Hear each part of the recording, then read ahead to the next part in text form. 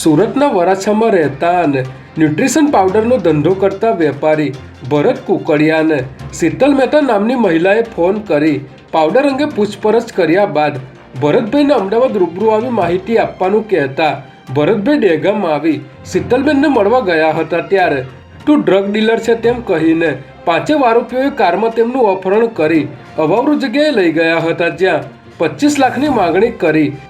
1 લાખની સોનાની લક્કી તેમજ 3 લાખ આંગળીયા મારફતે મંગાવી તેમને બાપુનગર રોડ પર ઉતારીને ફરાર થઈ ગયા હતા ત્યારે વેપારીની ફરિયાદના આધારે નરોડા પોલીસે ગુનો નોંધી તપાસ શરૂ કરી છે।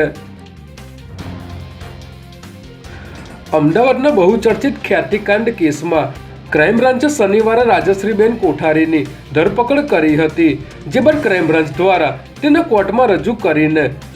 10 દિવસના રિમાન્ડની માંગ કરવામાં આવી હતી, જેને પગલે કોર્ટે તેમના 10 દિવસના એટલે કે 25 ડિસેમ્બર સુધીના રિમાન્ડ મંજૂર કર્યા છે। રાજશ્રી કોઠારી ખ્યાતિ હોસ્પિટલની ડિરેક્ટર અને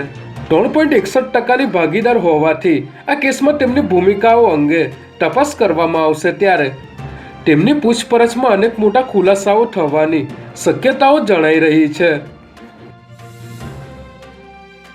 થોડા મહિના પહેલા શાહીબાગમાં આવેલી ફોરેન પોસ્ટ ઓફિસમાં વિદેશથી આવેલા 58 પાર્સલમાંથી 3.48 કરોડની કિંમતનો 11 કિલો ગાંજો મળી આવ્યો હતો, જેમાં અમેરિકા, ઓસ્ટ્રેલિયા, યુકે અને સિંગાપોરથી આ પ્રકારના પાર્સલમાં રમકડા બુક તેમજ સોફ્ટ ટોયની વચ્ચે ડ્રગ્સ મૂકીને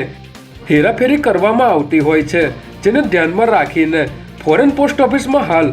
ખાસ સ્કેનર મશીન મૂકવામાં આવ્યા છે। આ મશીનની ખાસિયત એવી છે કે કોઈપણ પ્રકારના માદક દ્રવ્યોને આ મશીન પકડી પાડશે। આ ઉપરાંત શંકાસ્પદ પાર્સલને ખોલીને પણ ચકાસણી કરવામાં આવશે।